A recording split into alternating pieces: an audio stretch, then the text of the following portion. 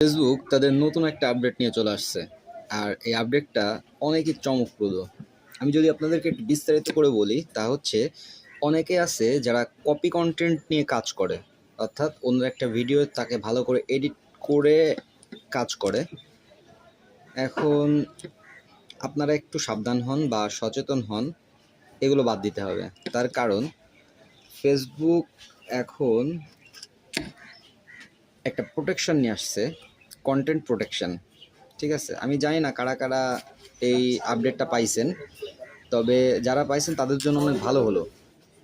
এই কন্টেন্টটার কাজ হচ্ছে যে আপনি যদি কোনো কপি কন্টেন্ট আপডেট করেন আপনার ফেসবুকে, সেক্ষেত্রে আপনাকে কিন্তু বাধা প্রদান করা হবে এবং সতর্কতাও দেওয়া হবে। আপনি একটা অরিজিনাল মনে করেন আমি এই যে ভিডিওটা করছি, এই ভিডিওটা কেউ ডাউনলোড করলো, ডাউনলোড করার পরে এবার ভালো করে এডিট করে ছাড়লো, সেক্ষেত্রে তার কিন্তু সমস্যা হবে।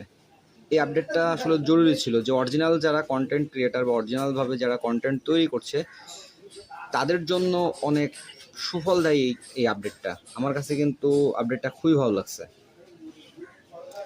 যদিও এটা সব আইডিতে এখনও দেয়নি, আস্তে আস্তে সব আইডিতে আসবে, তবে যেহেতু আমি পেয়েছি আমি আপনাদের সাথে শেয়ার করলাম। ঠিক আছে,